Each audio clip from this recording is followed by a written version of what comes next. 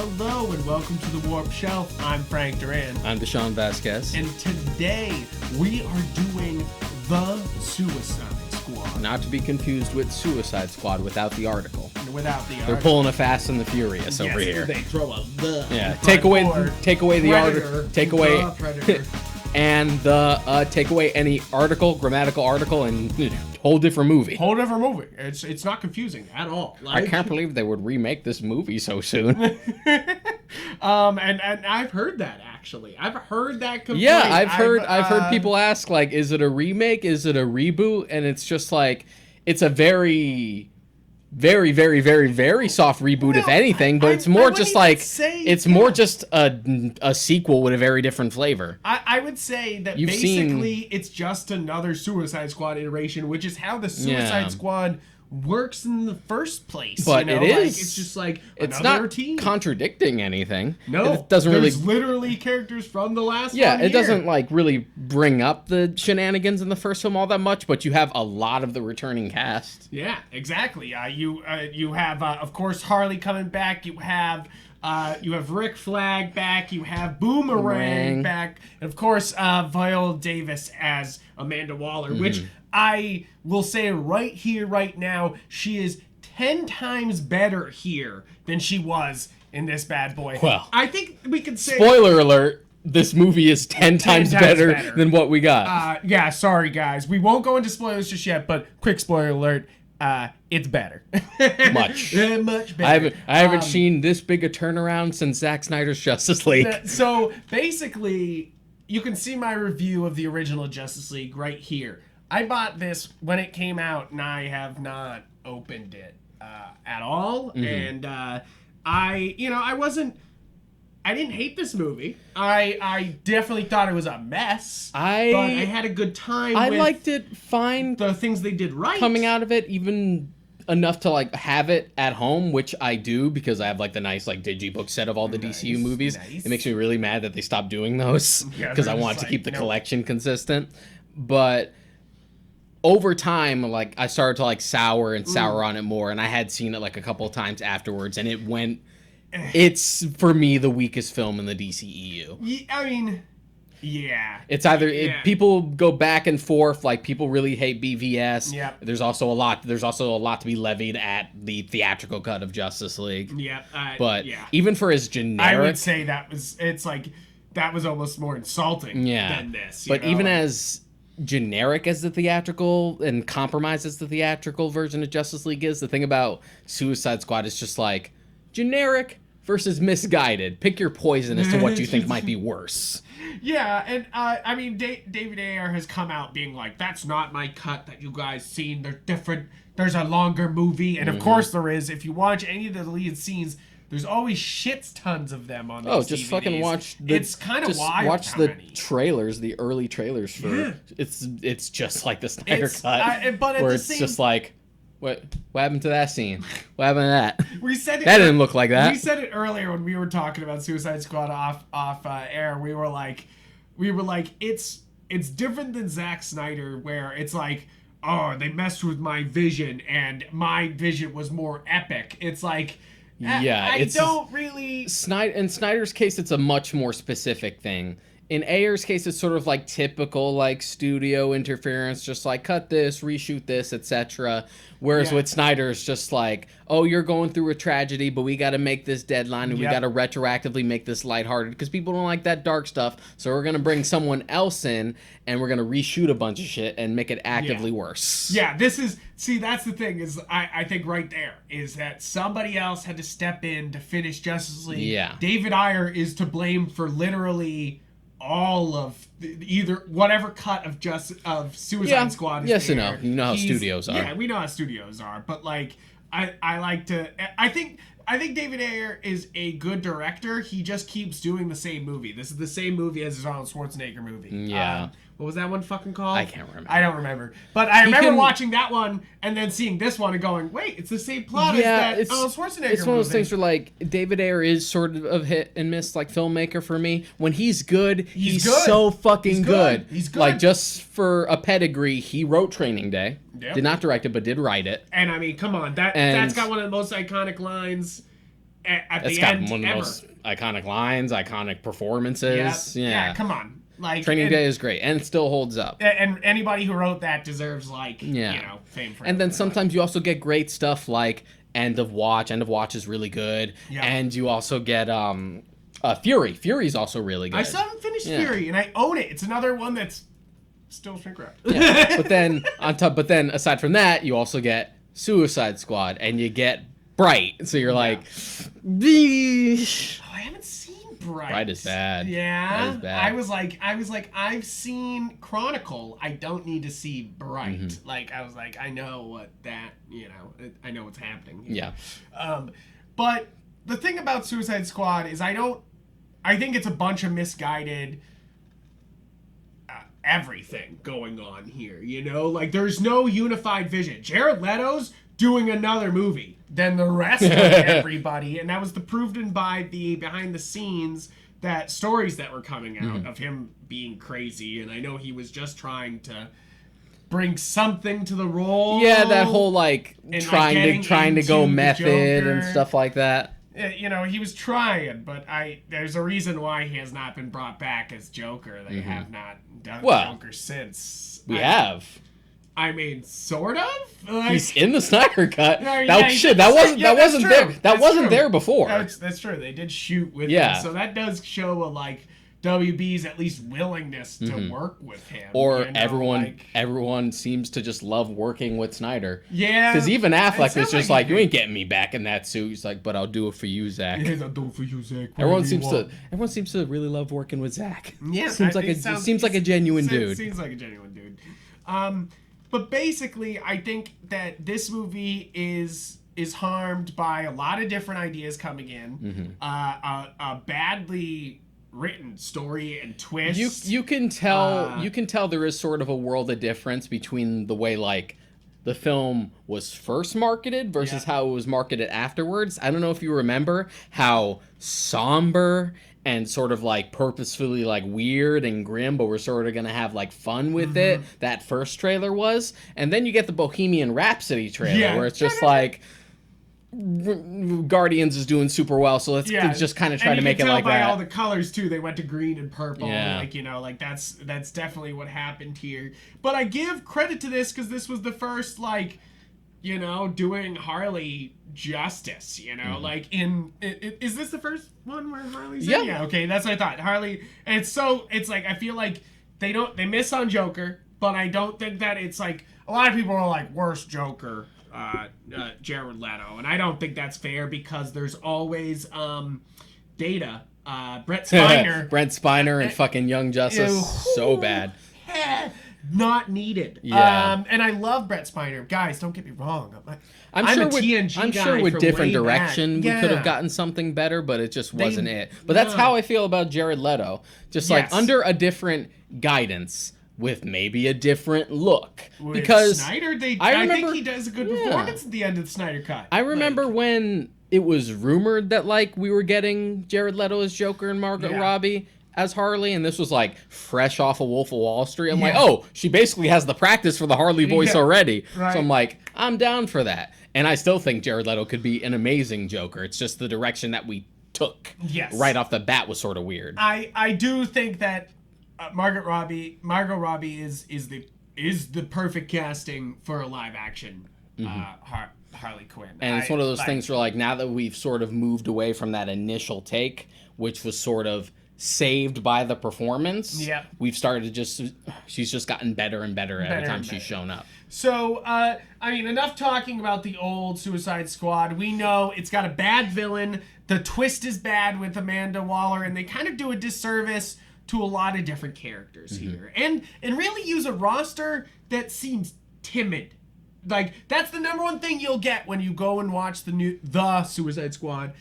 Nothing about this is timid. Nothing. Not a fucking thing is held back about this movie. And I think that's just the truth. This is something that you bring up constantly with especially with comic book movies specifically, where they just don't fucking go for it. And it's just one of those things where we live in such a comic book movie inundated world that what is there to be Why afraid are you of afraid? anymore? It's all gonna be money. We've done the weirdest shit already. Like, it shouldn't be this. You don't have to be afraid. People will buy weird shit. Just do it. I think we need to bring up that yes, Suicide Squad is kind of a misstep. Birds of Prey is a step in the right direction. Yeah. It seemed like, like the WB was like, yeah, I mean, keep this team aspect up, but bring Harley with another team. And then I think that I watched Birds of Prey yesterday. I actually really enjoyed it. I think it suffers a little bit in the third act, but it's not really. Otherwise, it's it's got some like focus issues. Yeah, it's got some focus issues, but at the same time, I really enjoyed it. I had a good time. I think Harley's done even better there. Like it's just like, holy smokes, like this is amazing. It's probably the closest thing to a decent Tank Girl reboot you'll ever get. It's very fucking Tank Girl. Yeah, it's very Tank Girl. But I also I love that it had an attitude. It had a take. It was doing Jimmy Palmiotti and Amanda Connors, which I think that's one of my favorite. That's the run that that turned Harley from like villain to anti-hero, much more independent character. Yeah, because we all grew up with Paul Dini, Bruce Timm. They made Harley Quinn. There's this, there's no flopping about here. Like this is like the original take, but I think that they have evolved her so much in the DC universe, which is so nice, and it's because she's one of my favorite characters, and it's nice that like a character that literally came out when I was born, is doing great. Like you're like, hell yeah. Yeah, when a character made specifically for a cartoon is later canonized in the comics and becomes one of the most popular mainstream characters that DC has. And it's true, though. It says the review on the front of Batman Mad Love here is from Frank Miller. Mad Love is the best Batman story of the decade. And is he wrong? Is he wrong? No, he's not wrong. Like it's a great comic and great episode. It's a great episode. It's just great. I always applaud Bruce Timm and Paul Dini. I'm always like, are they working? Yeah. Are they doing shit? Let me watch it. Let me read it. And it's one of those things that, like, yes, this creation of theirs has transformed and done different things, but I still feel like there's still a lot of love for the original thing of Harley. And, and they do a lot of love to Harley in this movie, along with the Birds of Prey too. I think that I do feel like the Suicide Squad seems to be the movie that like gets Harley the most. Yeah, especially specifically like revitalized independent like New 52 Harley. Exactly. So I think that when we talk about Harley, right before we talk about the Suicide Squad, you have to talk about, I think, one of the most true pieces of media to Harley Quinn that's out there is the Harley Quinn show on HBO Max. There's a reason why they're dumping money into this show. Holy shit, it's good. Holy shit. We had a whole episode about it. Whole episode. Yeah. Go listen. And it's one of those things where, not to take anything from Birds of Prey, but that was sort of like, as much as I enjoyed Birds of Prey, the stuff that I felt like was missing at its core is something that was fulfilled to me much more with the Harley Quinn show. It's true. So it is an interesting perspective with you having already seen the show and then watching Birds of Prey. Yeah, right? Where I was just sitting there being like, they could go further. You could see where we've already done this similar concept better. Yes, I did really like Birds of Prey. Nothing taken away from that. I think it's definitely one of the better DCEU movies, but I gotta say it right here, fucking the Suicide Squad is the new favorite of the DCEU. I think it blasts, like, as much as I love Man of Steel, I love Man of Steel. This movie had us laughing the whole fucking time. We were having a fucking blast. Had a good time watching it. Like, as much as I'm gonna go see it in theaters, by the way. I'm gonna go see it in theaters, but we watched it at home and we laughed the whole time. I think this is also good to bring up in context. At the time we're recording this episode, I haven't slept. So he's a little punchy. Yeah, but a little punchy right now. But it's just one of those things where, like, when you haven't had any sleep, sometimes any sort of movie, even if it is like fun and bombastic, can be a harder sell because you're just like, I just want to sleep. I don't give a fuck about what's happening. But the fact that that the film kind of woke me up and just kept me invested the entire way is nice. I really gotta say that this, I mean, it really does rival for me Man of Steel and Aquaman as the best of the DCEU. It's definitely like upper tier. Like I'm letting and it even slightly fights Dark Knight for me. You know, Dark Knight's one of my favorite movies of all time. Well, that's outside DCEU. I know, but like, but it's super fucking fun. I don't want to say anything as to where it's placed because I always, even when I love something, just right off the bat, I like to let it sit.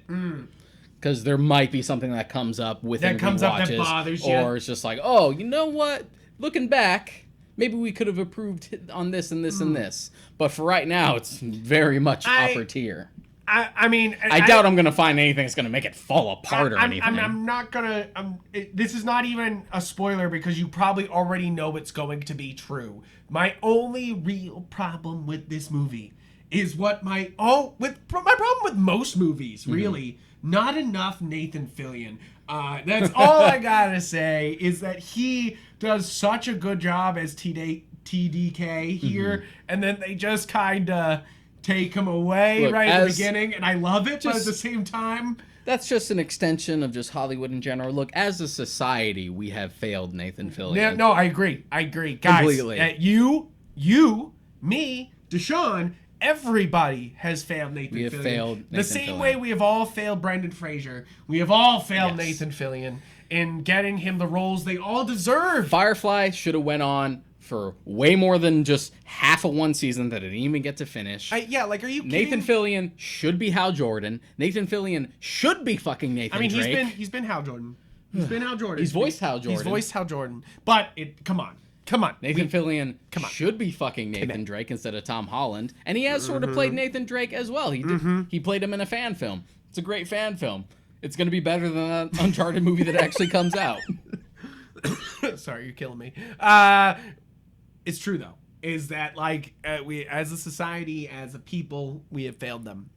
And they deserve better than us, really. Same as Keanu Reeves, I feel like, Like, I'm glad he's getting John Wick in his later years, but like I feel like it's a man who deserved better, or deserved somebody to tell him he was a little bit wooden before, I just think it's one of those things where like Keanu's good in very specific roles. Yes, he's a tool for a very specific purpose, and that's what Keanu is. He's good at playing grizzled, lost my wife action man. He is not good at playing a fucking like philanthropist or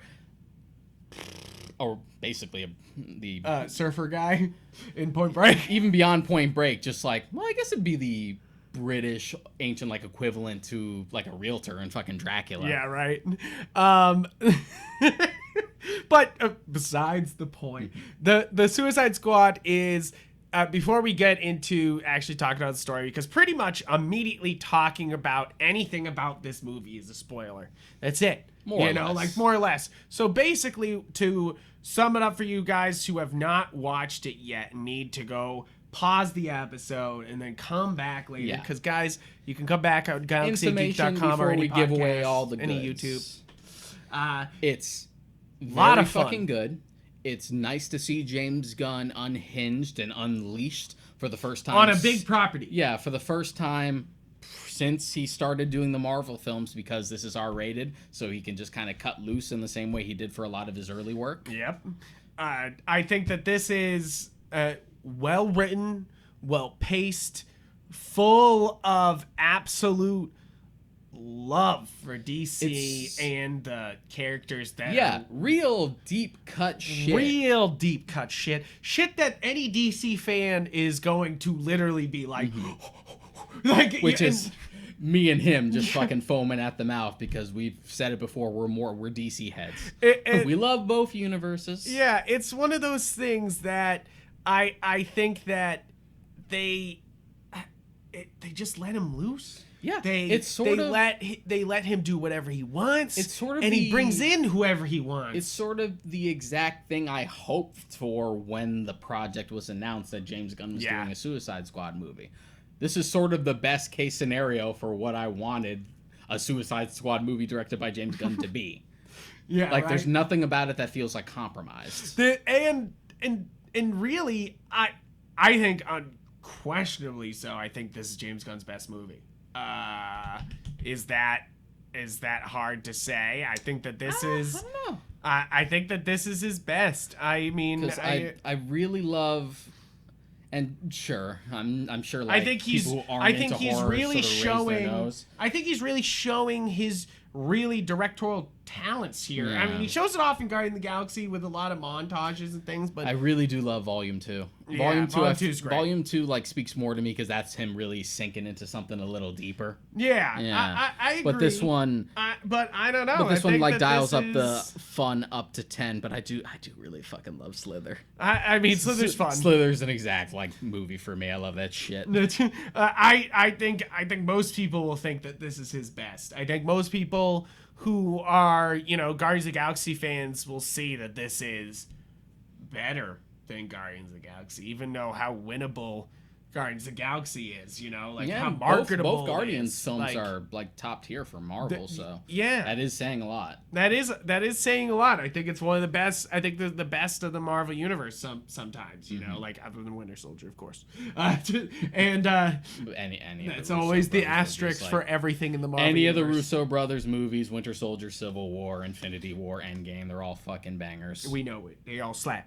But the, but James Gunn has really, burst from his horror roots to being a Marvel superstar, to being slapped by Marvel for what they basically hired him for. Yeah, the idea that like he was fired for the same sensibilities that you hired him for in the first place. Come on. And not to get on too much of a tangent with it, but I am sort of sick of like this recycling of people having to address and apologize for shit they've already apologized for in the past. Because the tweets that he got in trouble for was just some dickhead like looking into the past and like, oh, remember this? What's this? Just like, but James Gunn already apologized for that stuff and brought that up before he was brought on to do Guardians. Yeah. Like, he had already addressed that, like, hey, I've done some edgy shit, and not all of it I'm proud of. Sorry. Why do you need to apologize again just because you just found it again? Yeah, right? Like, it's not, that's not how it works. And it's like, it's one of those things for me that, like, yes, that's what they hired him for. Yeah. Like, that's it to me, is that, like, they hired an think edgy filmmaker you think for the his dude edge. who fucking directed Tromeo and Juliet and Super and Slither might be a little fucking edgy?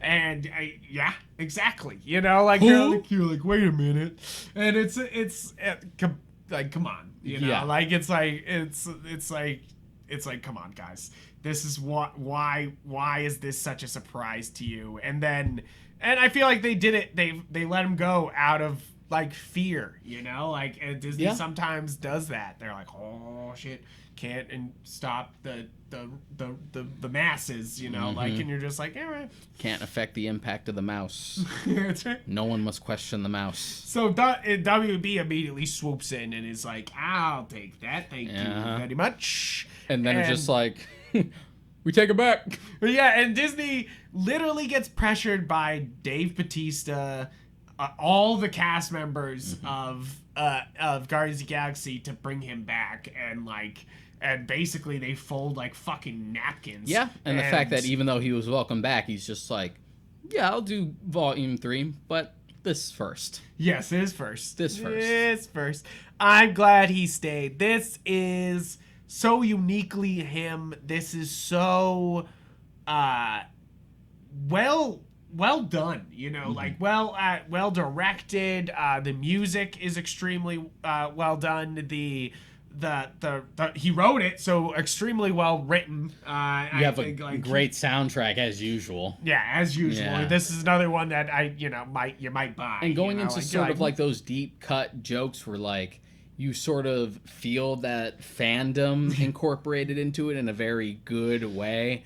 Yeah. Like, we were fucking freaking out at the fact that, like, is that fucking Sean Gunn playing Calendar Man and he just called Polka-Dot Man a pussy? That's fucking hilarious. It's fucking amazing. It's actually kind of like a similar joke in Assault on Arkham, which is another Suicide Squad like film, which we can also talk about. We can also talk about. But what's the fucking moment?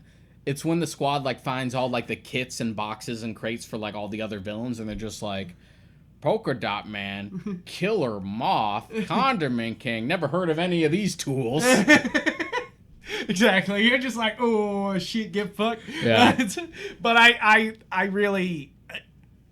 This is basically a 70s war movie slapped together with DC villains in such a fun, like, slap, boom, bam. Yeah, it's definitely pow. a case of just like, we love the underdogs. Let's use a bunch of C and D listers. Who gives a shit? And we were saying the stakes were pretty good for Black Widow when we did our Black Widow review. You're like, oh, it's pretty good. This actually ramped it up. Oh my God, did this ramp up? You know, like, it's one of those things that you're like, you knew it was coming, but it still was like, oh shit, like, you know, like here it comes. Like, I know they fucking, you know, they reveal in the trailer that Starro's coming, and like, oh my, like, I think that's what gave me the biggest Starro basically gave me the biggest nerd boner here. Is basically the only way to say it. As every little thing he did, said, I was just like nailing it, fucking killing it. First Justice League villain, fucking I nailed it. can't believe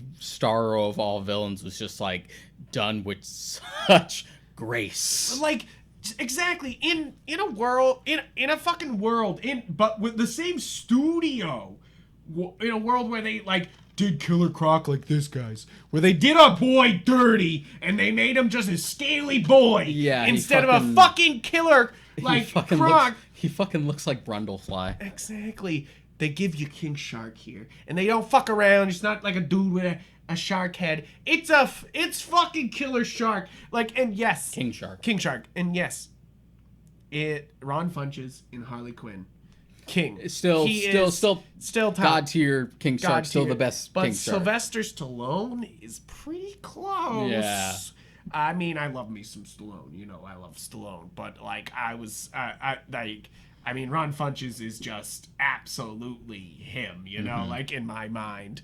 But I do think that they do such. That's the thing here, is that we have a world where they're scared to do so much and just not willing to go the full distance on so many characters, or try to do modern twists that don't really have a take. You know, like, that's the problem with the Joker take, is so he's got tattoos, so he looks like a Miami mob boss. Like, I don't, like, the take doesn't go anywhere. It's definitely like the superficial, just like, we gotta modernize it because we gotta separate it from like Heath Ledger, which is sort of like the big thing. It's in the same way that like WB wants so hard to not be the Richard Donner films for Superman, so they like overcompensate in the other direction. It's sort of the same problem. Exactly. They're just like, we must go completely the other direction. Yeah. We must make it dark as hell. Like, and really, this is the really dark film. I feel like, you know, we've had a lot of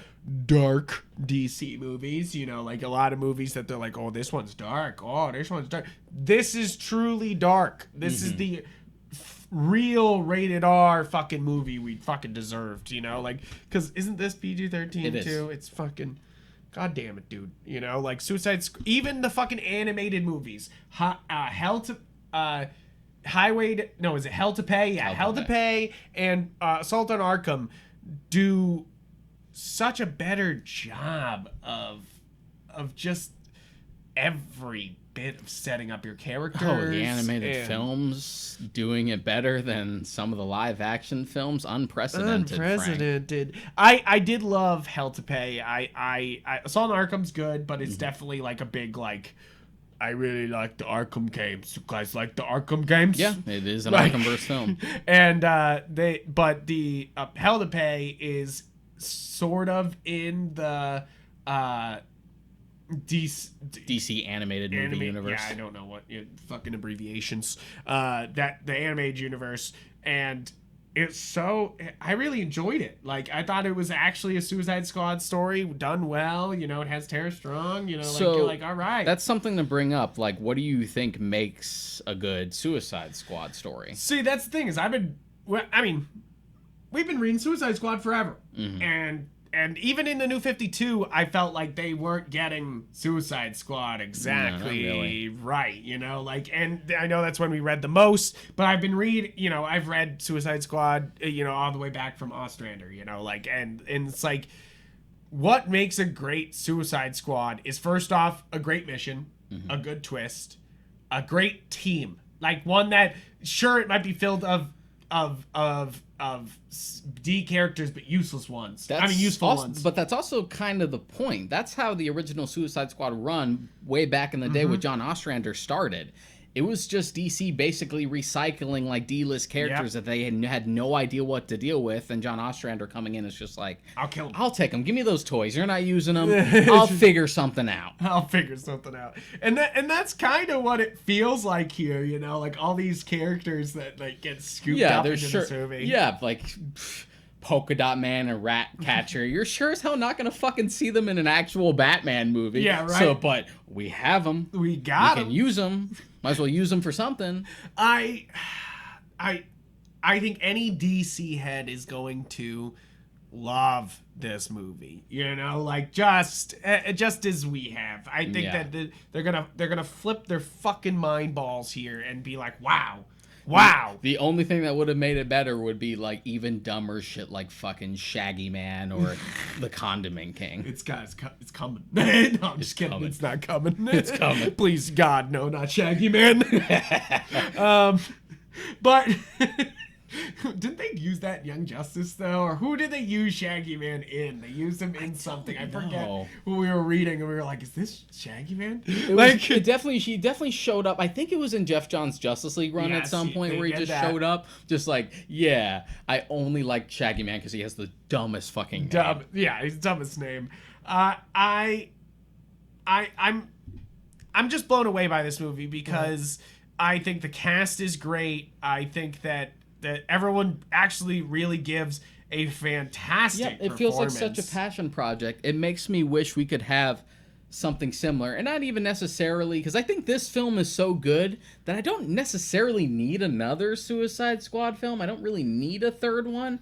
I would rather see the same level of like tact and grace and the right filmmaker for the project do something sort of in a similar vein, but also pushing the envelope. I want my Justice League Dark movie. Yeah, give me. Yeah, all we're saying is give also somebody else who the world has let down. Give Guillermo del Toro everything he wants. I just want to visit the alternate universe where Del Toro actually gets to make all the movies he wants. Yeah, right. All those different movies that actually gets to direct The Hobbit. You're just like, okay, guys, I'm sick of it. We're gonna break into spoilers. We're gonna get into this fucking movie. Guys, if you pause now, come back to YouTube, come back to Galaxy of Geek, come back to any podcast player.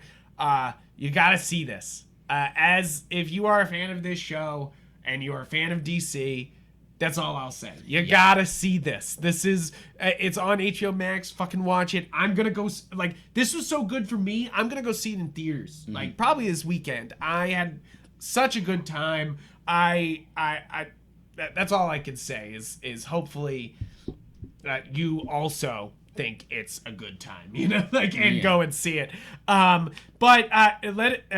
Basically now we're getting into the spoilers.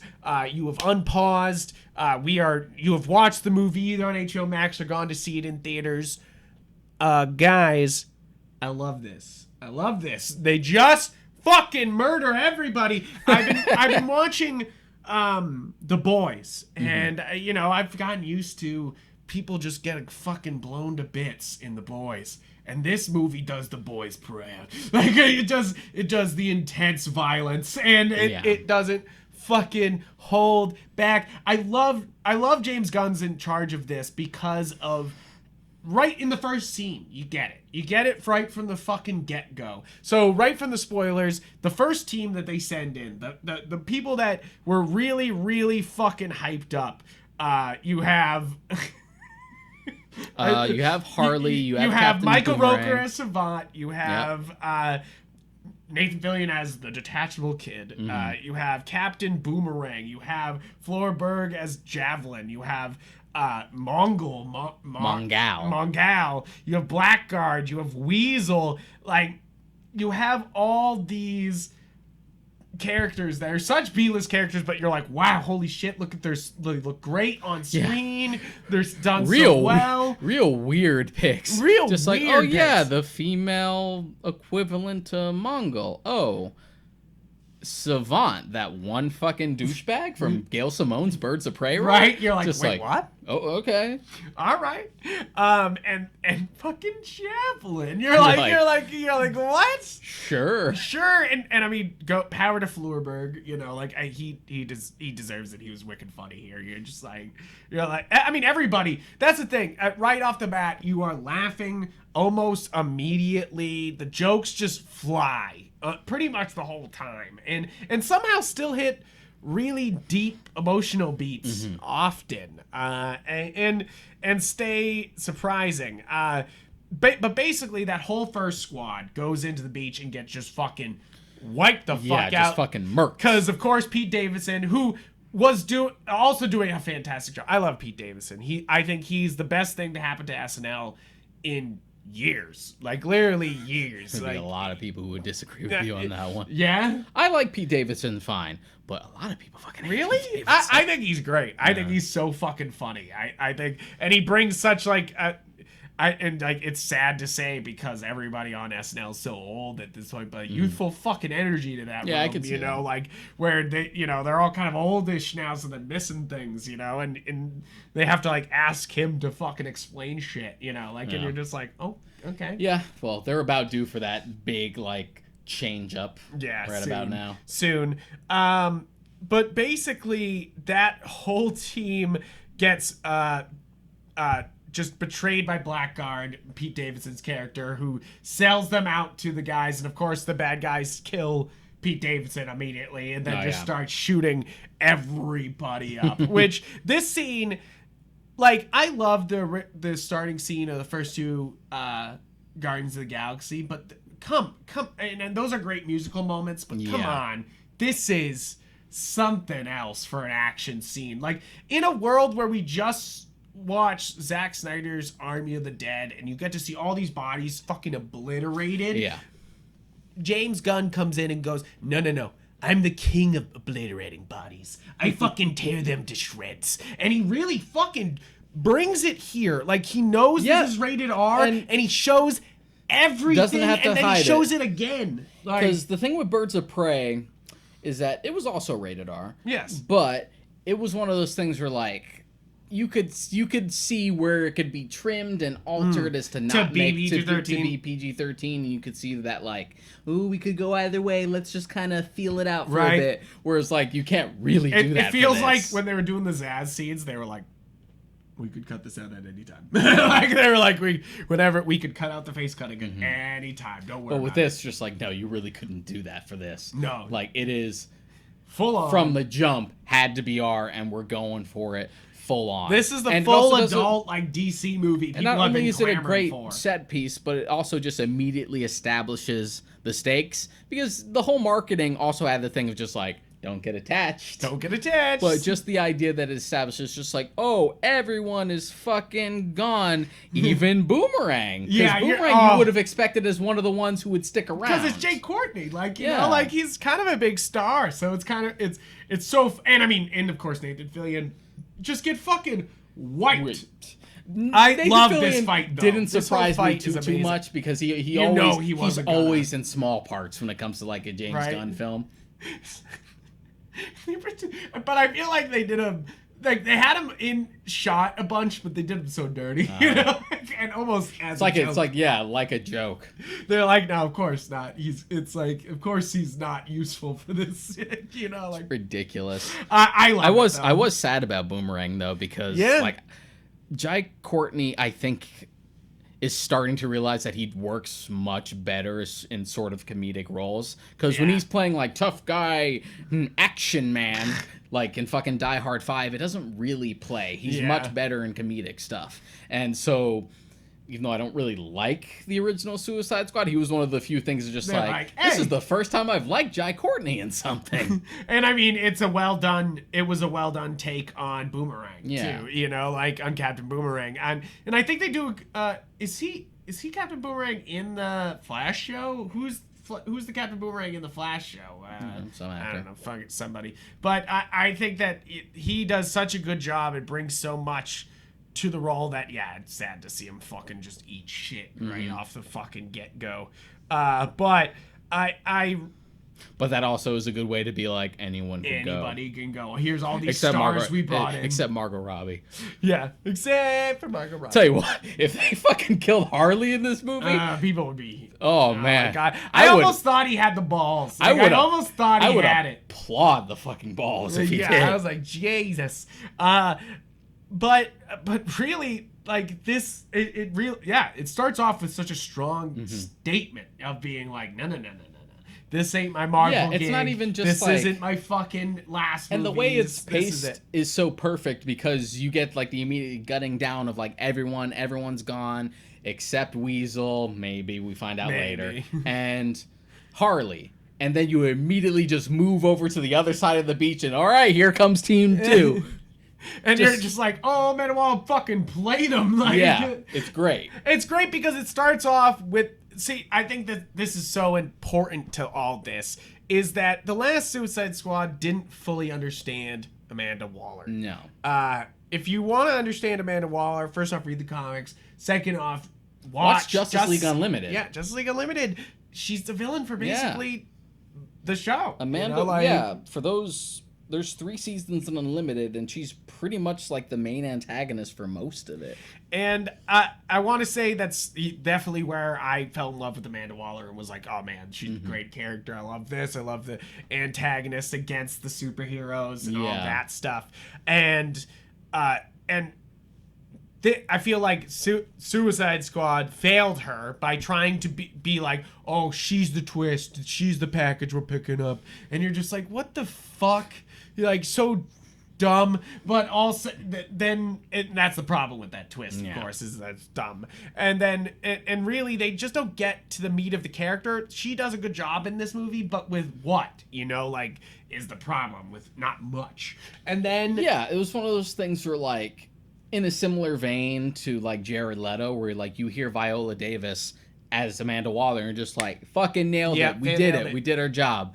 And then just the way she's represented is just like it's not as hardcore. Amanda Waller is a bad bitch, and she's not a bad bitch in the original Suicide Squad. Brings it in the Suicide Squad. In like this, literally, she ain't fucking playing around. No, she ain't playing around. You get a head explosion right off the bat, which you have to. I was gonna say that. A good Suicide Squad movie has a head explosion literally like 10 minutes in. Like, you have to show Amanda Waller's got power, and they do. In a way where you care, because even though we spend so little time with Savant in this movie, I'm already just like, aw, he's gonna go. Yeah. As opposed to, like, Slipknot in the first movie, who you're just like, I know you're just showing up here so you can be fucking cannon fodder. Get dead. With your fucking 80-yard line introduction. Now here comes Slipknot, the man who can climb anything. I will say this. Rick Flag is also a much more engaging character in this. Yeah, I mean, everybody is. Everything's more engaging. Everything about this, like, grabs your attention and brings you in. I think that's the thing. Is like, so Jake Courtney's one of the returning characters, dead. And then you have Rick Flag and Harley Quinn returning, and Viola Davis returning, which I think... Great choices for what we're keeping to move forward. And then I think that Rick Flag, I think you're right. Rick Flag, first off, he gives a much better performance here. It's like, I feel like this movie's like Rick Flag from, what's his fucking name that does the big chess and everything, the comic book writer who, that does all the big chess and... Rob Liefeld. Rob Liefeld, thank you. Oh my god, I can't believe I forgot his name for a second. This feels like Rob Liefeld's Suicide Squad, which he did have for a while, and let me tell you, don't fucking read it. Did he? Yeah. I remember that. I remember him having a Deathstroke book for a while. He did have a Deathstroke book. I think he did have a Suicide Squad. I will double check that. I don't remember. Double check that for me. Comments down below. Tell me I'm an idiot. And Suicide, and that's what this kind of feels like, is like such surface, like, but hip. And by that's what they do with every Liefeld thing. Suicide Squad, thinks he's hip. The first film is, in a lot of ways, just like, how do you do fellow kids personified? Yeah. And how do you do? And this is so much just more right. This is it. This is it. This is, they don't hold back. They don't. We literally had an whole episode with Eddie McCabe. Oh my god, I'm just gonna sit back here and can't talk. It has gotten to the point where sometimes I trip myself up because it's just my habit to correct her pronunciations, where I end up fucking myself up. Like when Eddie was on, we were talking about Wonder Woman 84. You say 87 so many times, you actually got it right, and then I said it was 87 because I just, by reflex, know that you're gonna say it wrong. I'm sorry, you know me too well. But basically, we said with Eddie in that episode that, you know, holding back is it's stopping basically true art from being formed, you know, like, is that we're not letting our auteurs, you know, fucking let them go, let them do their thing. And the best part about the Suicide Squad is they let him do his motherfucking thing. Yeah. Motherfucking thing here. Like, seriously. Like, this is James Gunn written all fucking over it. And that includes Sean Gunn is all over it too, you know, like he's Weasel at the beginning and you could definitely tell it's Weasel because he fucking runs like Sean Gunn, like shit like that. And also the Calendar Man thing that we brought up earlier. Oh my god, he's so good as Calendar Man. You're like, yes, thank you, please keep that forever, DC. You know, like if you're gonna do Long Halloween as a movie, do fucking Sean Gunn. That would actually really work. It's definitely something to mind. It would really work. The closest thing we've had to Long Halloween shit has mostly just been Dark Knight because they pull like a lot of elements from it. Yeah, and I feel like this is probably the biggest reference we'll probably get is that seeing Calendar Man. I am getting big Long Halloween vibes from the Batman though. The Batman, we'll see. Everyone's throwing the in front. I feel like DC was somebody there was like, what about the Batman, the Suicide Squad? And well, like, that works because we're starting another new like Batman another wave iteration, but for a sequel it's kind of annoying. Yeah, you're like, wait, hold on. Yeah, like could have just been, well, there's The Fast and the Furious, and there's Fast and Furious, Frank. Oh my God. That's film number 1 and film number 4. Completely different, not confusing at all. Oh my god, okay. Fucking stupid. I cannot wait for Fast X Furious in like 3 years. It's happening. It's absolutely happening. So it would have been nice if it was just Suicide Squad, whatever fucking subtitle you wanted to do. But this is the squad you stick with, the second squad that shows up on the beach is like the true Suicide Squad, because really the squad they send in first are like Amanda Waller really does like.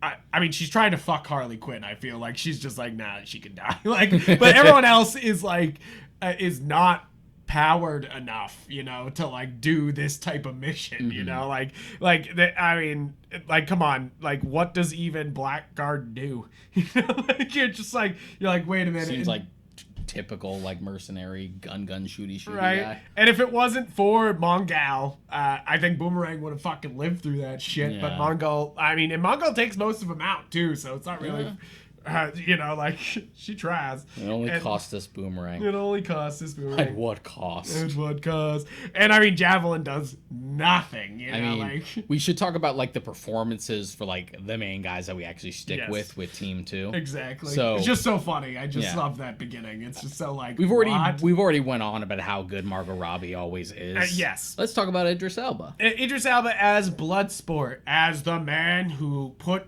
Superman in the hospital with a kryptonite bullet. It was what they said in the trailer a bunch of times, which, you know, they did do that in the comics. They did do that. It is very, very clear that this was supposed to be Idris Elba playing Deadshot to replace Will Smith.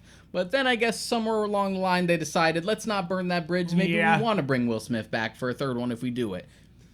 Let's not ruffle any feathers. Right, especially if they're like James Gunn working with Will Smith. You're like, there's there's so much like crossover there. It's just like, I'm also a cool sharpshooter guy.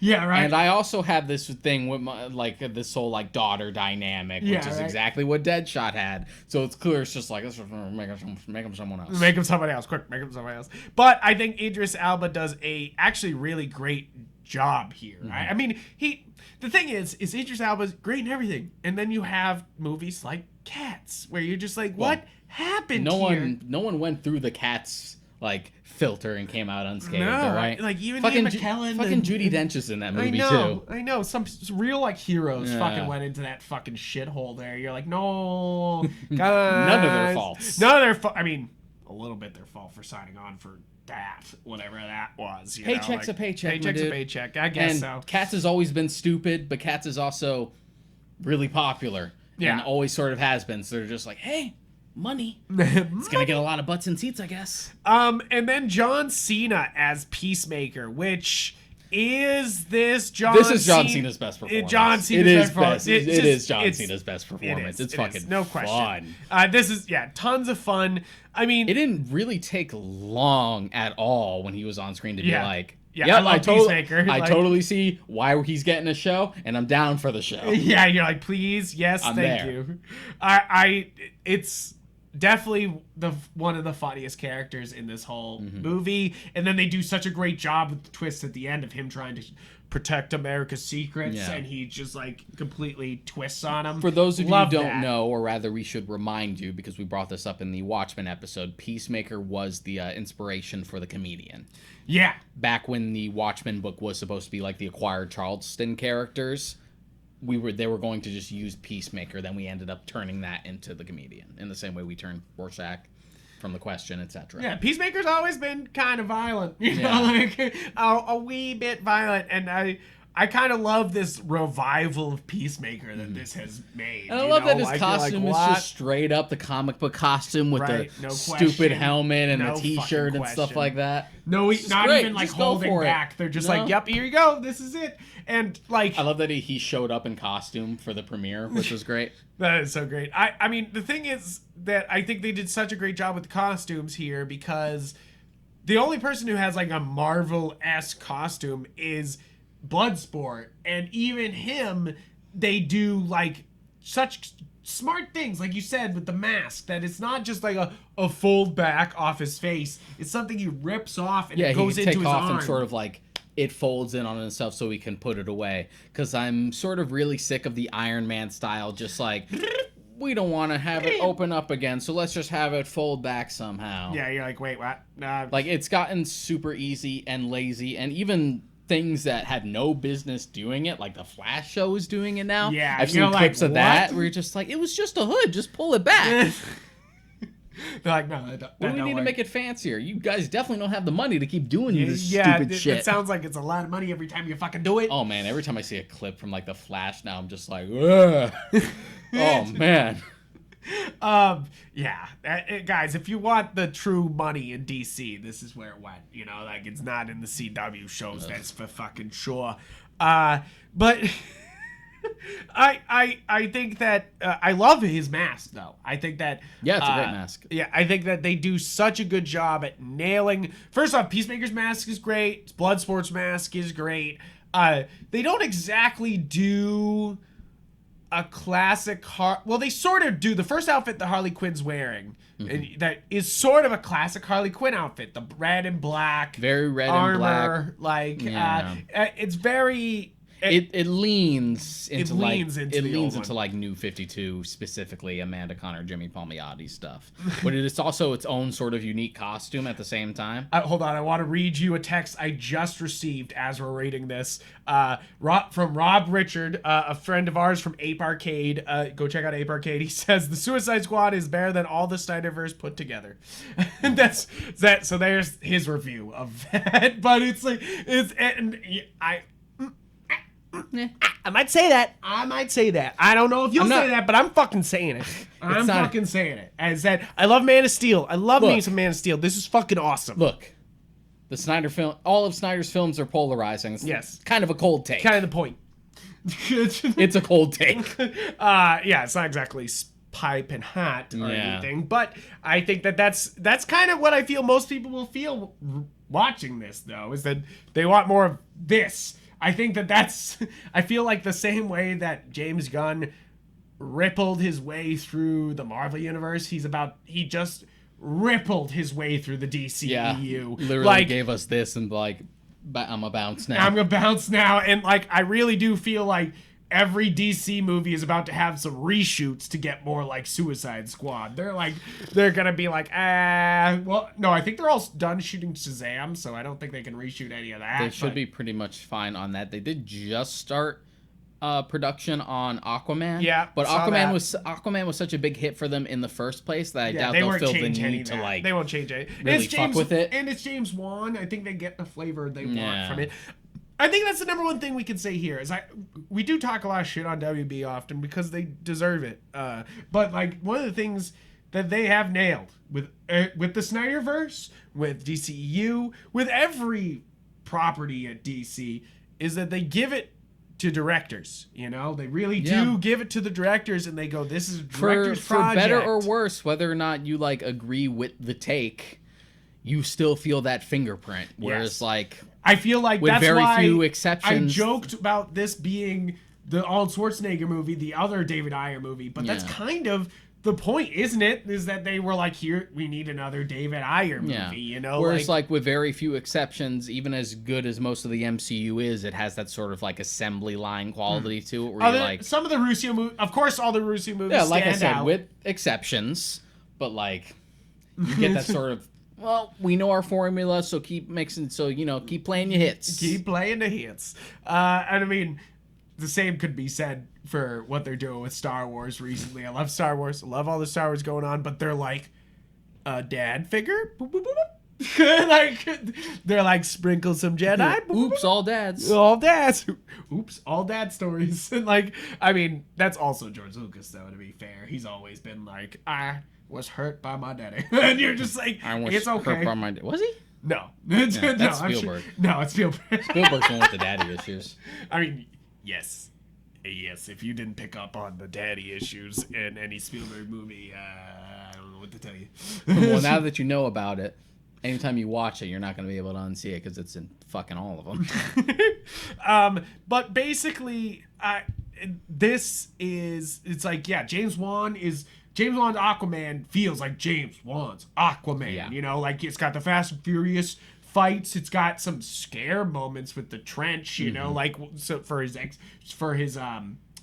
I want to say The Conjuring. So it's all his Conjuring movies, and like Dead Silence. In Dead Silence, you know, first Saw. Yeah, it's like his roots are all there. Same could be said for any of these DC movies. Even I would say Man of Steel is probably one of the most Zack Snyder movies of all time. You know, and that's kind of the point. Is that like BVS is kind of a mess, and I do think that the Justice League cut is better than that is more it, and it feels more like him, for better or for worse, whether you like him or not. Exactly, there's at least something there. Exactly. I feel like Man of Steel is such there's such good bookends because the middle's a kind of a messy bit, but the ends at least feel like Zack Snyder movies, like you're like, oh, okay, I would.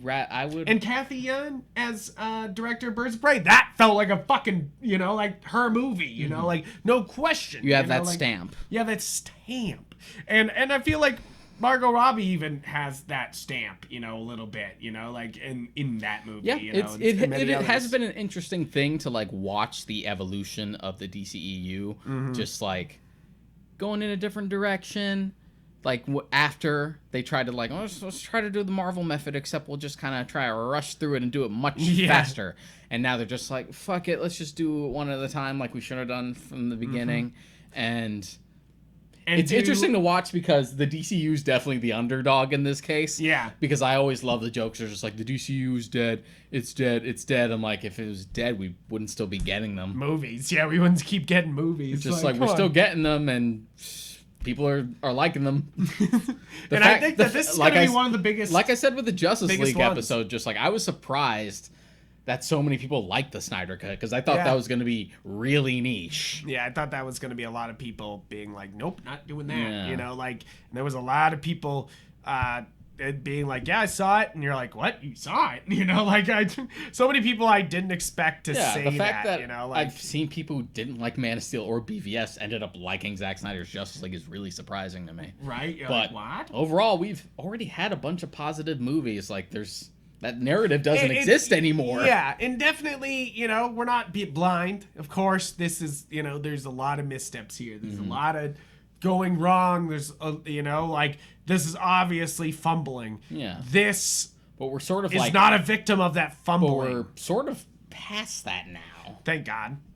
You know, like, thank God we are moving forward and you know, and actually just really leaning into it, because that's what this is. This is the lean in, and it really fucking shows it. Like, I mean, as I said, all the costumes are spot on. Like the King Shark is incredible, you know, like, you're just like, he looks so good the whole time. Details and close-ups and stuff like that. And Polka-Dot Man looking so good the whole time has no fucking right. Has no right looking this good the whole time and done so well. Who told you with could go such love and affection you for didn't have to Polka-Dot go, Man? You didn't have to go that hard on right? Polka-Dot you're like Jesus but Christ. I appreciate yeah, exactly. They didn't have to. But this is also the one that's like really, and I said this while we were watching it, this is the one to like really nail Harley's skin. Yes. Because in the previous movies, even in Birds of Prey, it's very much just like, they painted her white.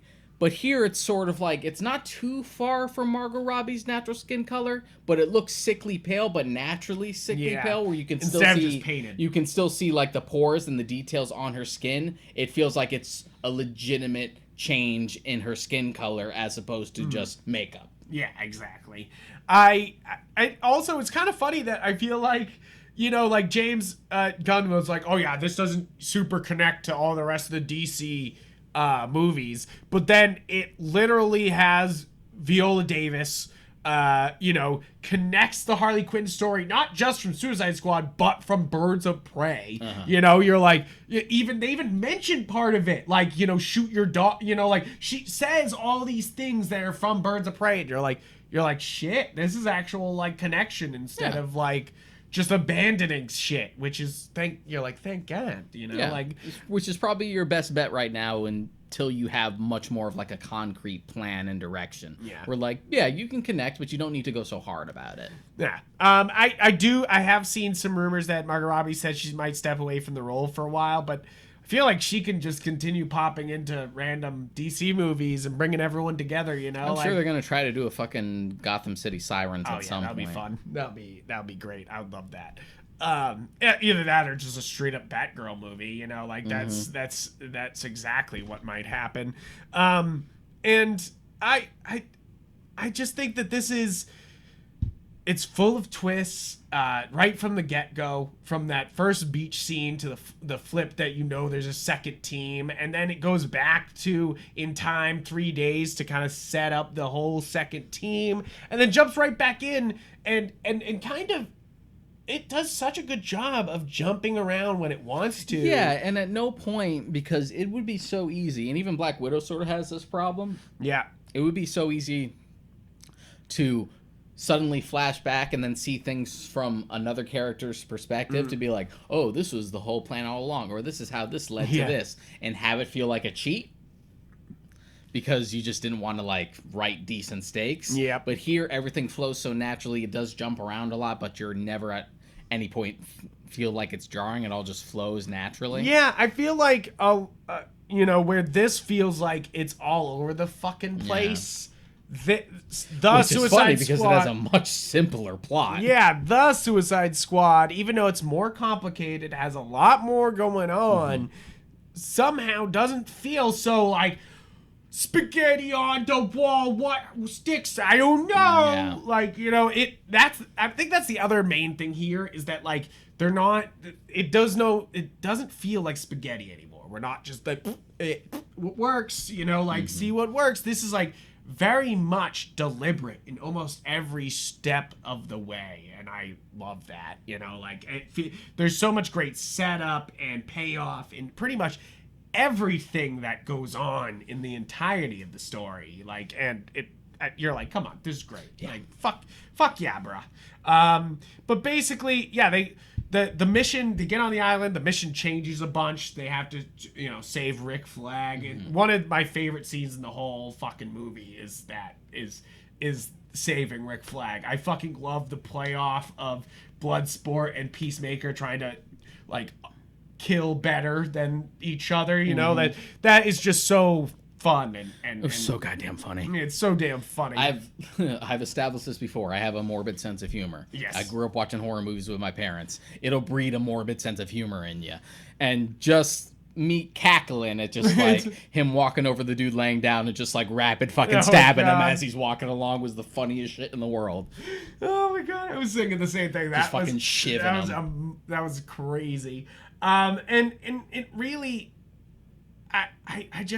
it just kind of keeps moving from there. Basically, we won't go plot by plot point. But there's at no point where you feel like you're fatigued or it's like sort of blown its load at any point. It doesn't have any moment where it feels like it completely fucking shudders to a stop either. Yeah. Like that's definitely something that happened in Black Widow a little bit, not all, but like it happens in a lot of movies where like they have the action and then the non-action feels like, instead of like moving the plot forward, feels like like like a respite or like a hard break.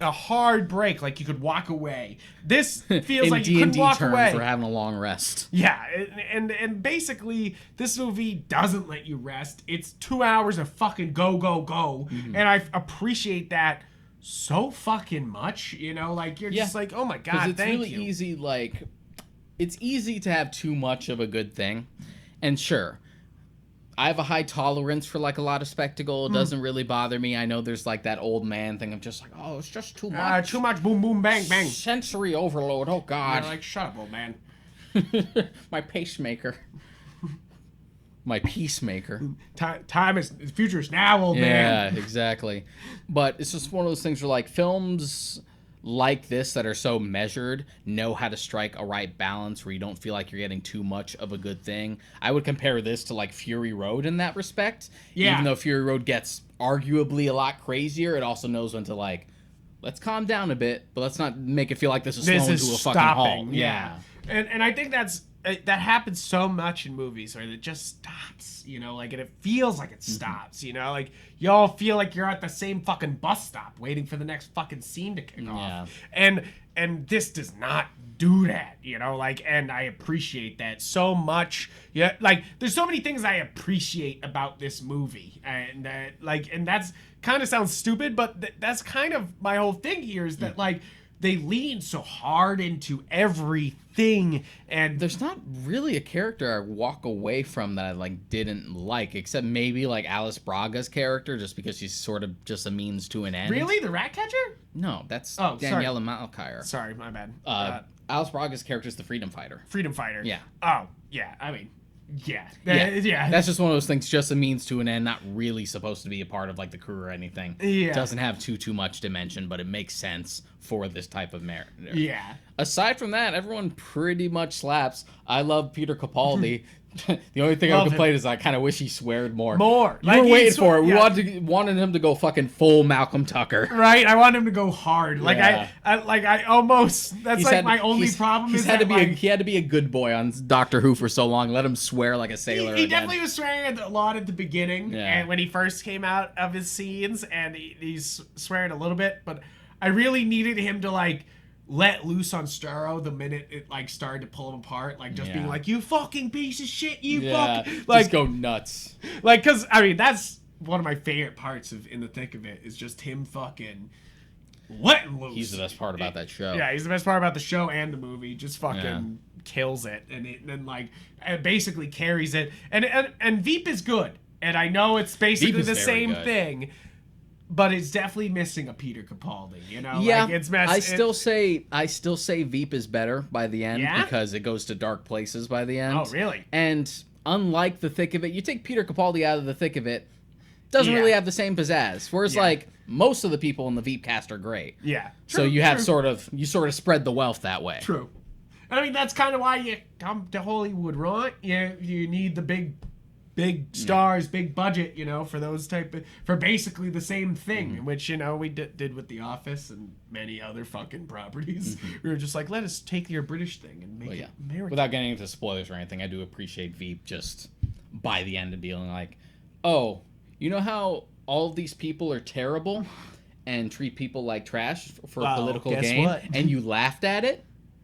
We're going to make you feel bad for laughing about it. That's like the whole final season. You're just like, I respect that. I respect all this, but it hurts. But I respect it. I gotta say, I love the action scenes in Birds of Prey. I was like, wow, what great action scenes. These are so good. I like so well done and really carry this movie a lot. And then Suicide comes in with kicking the fucking door down and is like, bitch, you want a fight scene? You want a fucking action set piece? Do you want bitch? Do you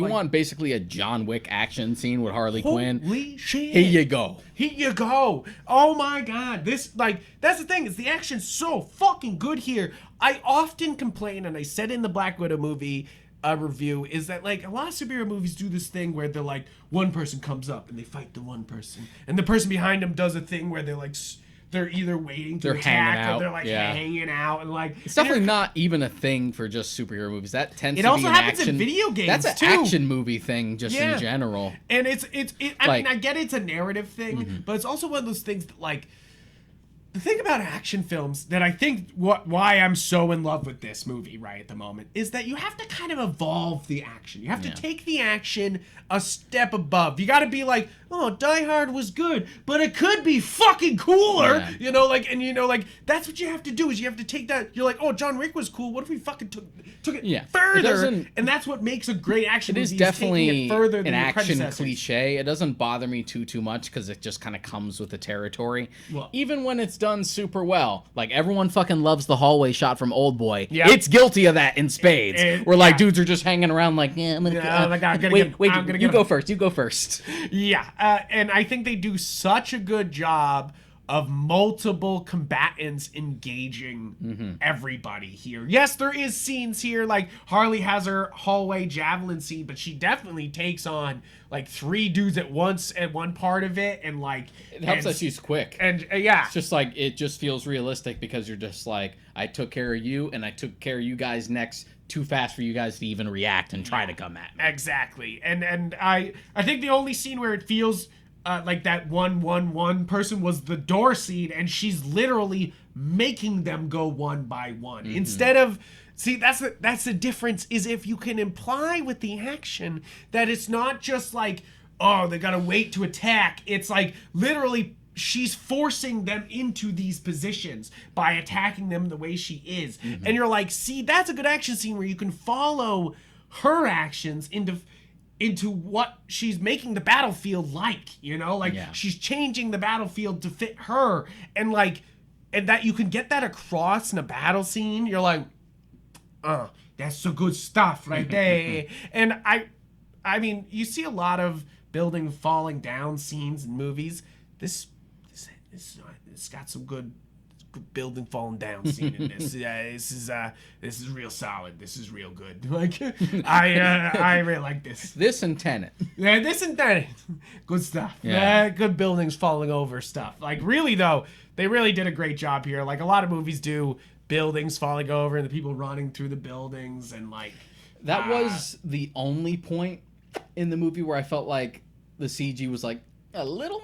Was like Idris Elba falling through floor to floor. Oh, but mostly come on. In close up. I think that when it was close up on him, you're like, okay, he's looking a little rubbery now. When it cut to a wide, you're just like, yeah, it's fine. And plus, it is intentionally over the top, and that's fine. But just from a technical standpoint, it gets a little rubbery. Like, because he was able to do like the superhero landing just by accident. Yeah, by accident, and made it look so fucking badass. Like, I think that's another thing where I'm talking about, like, James Gunn kind of steps up other movies here, you know, other action movies, other superhero movies. He does a superhero landing, but he does it through the entire building just to get to that moment, and it feels it doesn't feel too contrived the either. landing's not the problem. It's just like the travel downwards whenever they're too close on them. You're like, I can feel that, but I think it's a good part of what's going on. But it's not like it's fucking taking me out of it all that much or anything. It's just something I notice. Yeah, I think otherwise CG. I always think the shark looks great. Weasel looks great. There's Starro looks fucking amazing. Starro looks fucking amazing. It's funny because Starro, the way Starro is done in this film, it borders on cartoony. It's very expressive to the point where it's almost about to cross the line. Almost. I really do feel like they did such a good job with this because it almost is Pixar-like. Yeah. You know, like almost. And they ride that line and they do such a good job of like, oh, don't worry about it. You know, like it's not too cartoony, you know, like, and I hope that gives a lot of animators some fucking confidence to give that cartoony look, but keep it realistic, you know, like hopefully. Fuck the confidence. Give them the money. How about that? Give them the money and the time. Don't stop. The goddamn stop crunching people. Underpaid VFX artists. But I already said it. Starro gave me the biggest nerd boner in this fucking movie. And first off, just because they did the talking through the people, and like, yes, that's the joke has been done in Rick and Morty. The joke has been done so many times, and definitely some people will be sitting there going, "Oh, it's just the alien from Aliens," and you're like, first off, Starro came out before fucking Alien, and so facehuggers stole it from Starro. For those of you who don't know your comic book history, Brave and the Bold history with Deshaun Vasquez. Brave and the Bold number 28 was the first issue featuring the Justice League, and Starro the Conqueror was the first villain that the Justice League ever teamed up and faced. Oh, and it's kind of really funny for it to be the Suicide Squad to fight him this time. I feel like you're like, well, they're not prepared. You know, like if the Justice League had a hard time with Think about how long it took us to even get a Justice League film, right? And to even and then we even pussied out on Darkseid the first time around. I know. And then we leaned into it. I feel like we were never going to get a Starro in a Justice League movie, and for it to be such a big villain here works so well. The only, and it doesn't really bother me, but the only sort of missed opportunity is I felt like we were gonna go total PvP with the Starro stuff, because part of the appeal of Starro as it pertains to the Justice League is that it takes over one of the heroes, or now we gotta fight each other, and I felt like we were gonna go in that direction. We're just okay, they've been on their sides, now they're forced to fight. Yeah, but I kind of like that they had the actual motivated twist instead of just oh no, he's taken by Bizarro. Starro. And there was no stupid moment where they were dumb, so they got a star on their face. Yeah. They were all pretty practical about they were like, oh shit. Yep, nope, cover face. King Shark's face is too big to really get captured. That they try to keep taking King Shark, and King Shark's just get off my face. Yeah. Please no, stop this. I think they did such a good job. It looks so good. It looks good on everybody. I love the unified voice they do for Starro. Oh my goodness. And really, it sounds so stupid to say, but it's true. Is James Gunn literally has the perfect Starro dialogue. Just that he keeps being I'm here to conquer your city. This is my city, you know, and he keeps just saying that, and he blames the Thinker for a lot of things, and you're it sounds like Starro, it acts like Starro, it smells like Starro. Bam, it's Starro, baby, and it's doing oh my god. Oh, it makes me so happy to not only get Starro, but not a weird super overly done Starro either, you know, not, you know, in a world where we could have gotten where we got a Galactus cloud, we could have gotten fucking something weird out of Starro, and because they're too afraid to just do a fucking giant starfish with a big eye, right? And then James Gunn ain't though. James Gunn says, nope, I'm doing the giant fucking starfish. It's that attitude of just that's kind of stupid, and then you give it to someone like James Gunn, or really any comic book fan that appreciates this shit, and they're just that's fucking wild. Let's do that. It'll be fun. Yeah, and really that's really what it comes down to, is that this movie is so overly fun and full of love, and also full of guts and gore and fucking craziness. But in such a good way, it's in so much fun energy into all of this, and that's really what this was trying to do, but obviously could not, and what they've been trying to capture ever since. And really, I think that's one of the things that DC, I feel like this feels like the most DC movie we've had probably ever, just not only because of how deep the cuts are, but how just easy it is to introduce all the characters, you know? Like, we're not sitting here going, okay, well, who's that person? What's this? You know, like, they do such a good job of introducing everyone, bringing everyone in, showing what everyone does, and just running with it, instead of being like,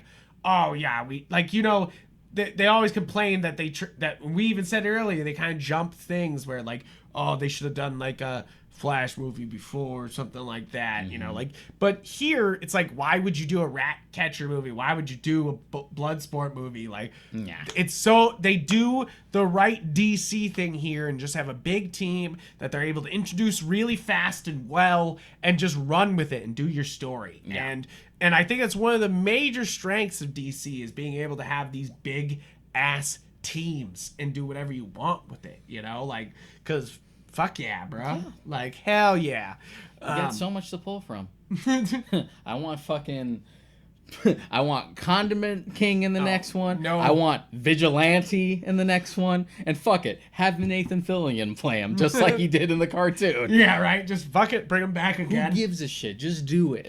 And that's really the attitude you get from this movie, is who gives a shit, do it. And I sound weird. I vibe with it. I want it. I love it. I fucking, let's bring this attitude to fucking everything. I'll even say it. This is one of my favorite movies of the year so far. This is I would say this is definitely up there. I mean, we won't. I was trying to make some big declarations at the beginning of the episode, but I'll just say this is one of my favorites of the year, no question in my mind. Where it's like, I had such a good time with King Kong versus Godzilla, but it was full of flaws. This, and not as good as King of the Monsters. Yeah, not as good as King of the Monsters, because no Boston. But you have this, where it just is fun, hits all the right notes, moves well, great soundtrack, great performances. You can be fun, great directing, and silly, and still have some teeth. And show some guts and gore and people being ripped to shreds and fucking and it's not like this film. And it's not like this film has nothing to say. No, especially it's saying a lot. It's not being overbearing about it. It's not being preachy about it. But it's there. It's not subtext. It's fucking text. Especially anything surrounding Peacemaker. Yeah, right. You're like, oh, okay. Like, it's there. Yep. But it's fun. I love it.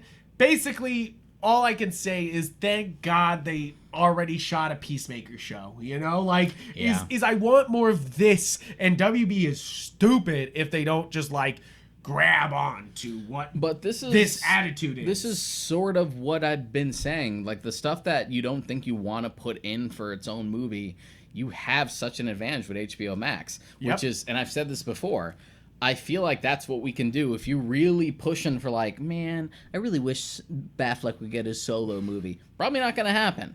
But you know what? An HBO Max miniseries with some money thrown at it, I'd be down for that. Yeah, and it's one of those things that's what Disney's doing. You don't have to worry about confusing the brand. It's on HBO Max. You can still have the Pattinson movie over here. Yeah, I think that's what fucking Disney Plus is doing, and doing well. And I feel like HBO is doing a different thing with doing these new movie releases, but they can also get into that market of original shows spawning off of their products on HBO Max, and Peacemaker is going to be that first step towards that, and basically I'm just excited. HBO Max does not pay us, but HBO Max definitely has become one of my favorite fucking services, because just the DC library goes so fucking hard over there, you know? Like, this, like, it makes me happy as a DC head. Yeah, I right? appreciate that just you're like, speaking to me specifically. And I feel like that they have a great collection of movies, and that they will continue as long as the doesn't completely fuck us. It fucked us twice during. We tried to back up. We saw Charlie Kaufman in the bar scene. Sorry, what did I say? Lloyd Kaufman. Lloyd Kaufman. Charlie Kaufman's the screenwriter who did like Eternal Sunshine. Yes, sorry about that. Wrong Kaufman. Very different Kaufman. Very different Kaufman. Lloyd Kaufman's in a scene, and we had to back it up, and completely the HBO Max app just fucking crashed. We did the same thing with like Calendar Man. Oh yeah, when we saw Calendar Man, we immediately wanted to back it up. I mean, that's definitely the advantage for DC heads to watch it at home. Like, I want to go see it in theaters after this. Yeah, but not like, miss those Easter eggs. Yeah, those little cameos. You can get every little bit of everything here. You know, you can pause and see all these different things popping up in the behind the scenes, because in Belle Reve, in those scenes, there's so much love and even weirder side characters just in the background. You know, like, and you're just like, what? Like, it's like, you're just like, oh, okay. Like, it's really, I can't say enough that this is a lot of fun. Go watch it. Do yourself the favor. Let us know what you think down below. Comment wherever you're listening. And basically let us know what you thought. Say if you disagreed, if you're like, no. Bring me back Will Smith. And, you know, I would be fine for James Gunn directing Will Smith in the next one, you know? Like, I'm not fucking against it. But remember, Frank, it's not just Suicide Squad. It's Academy Award-winning Suicide Squad, my friend. But that's the thing is, this thing deserves an Oscar or something, you know? Like, if this got an Oscar for costumes, this deserves an Oscar for costumes. Like, Jesus Christ, because, I mean, yes, the costumes are so much better here. Did they make it for costumes or makeup? I think it was makeup. I think it was makeup, which, again, like I said, that shouldn't have happened. Look at this Killer Croc. I appreciate that they went practical for a Killer Croc, but it still just looks like third stage Brundlefly at the end of the Jeff Goldblum The Fly, and it just didn't really work. And it's also one of those things where, like, it's clear that it's very restrictive on the actor to be able to express, and that tends to be the problem. Yeah, and you're like, oh, can't act. Yeah. Like, can't do the acting, which is the main job he's supposed to do. But really, yeah, I mean, that's my big, like, ad for when we're not paid is to watch it on HBO Max, is that you can stop, for a DC head, you can stop it, see those little Easter eggs, and see all the goods, and then go see it in theaters, because that's what I'm going to do, because I thought this was big, bombastic. I need to see Starro fucking huge on the big screen is basically it, because I thought he looked great here. I need to see it in the big screen. I would not mind seeing it on the big screen. Really, thank you guys for tuning in. Thank you for listening to this episode of The Warp Shelf. Please check us out on YouTube, every podcast platform you could possibly think of, and our website, galaxygeek.com, where you can check out every episode of our podcast. And when we got lots and lots of episodes, we're going towards our 90th episode soon. Like, this should be 86. Yeah, so we're getting up there, guys. So, you know, tune in, check out all those past episodes, and get all caught up. But basically, guys, you can find me and Deshaun on Instagram and Twitter as Yupfrank and Mod Karaiko. And basically, guys, hit like, start the algorithm, do what you gotta do. Feed the beast. Feed the beast. That's all we're asking.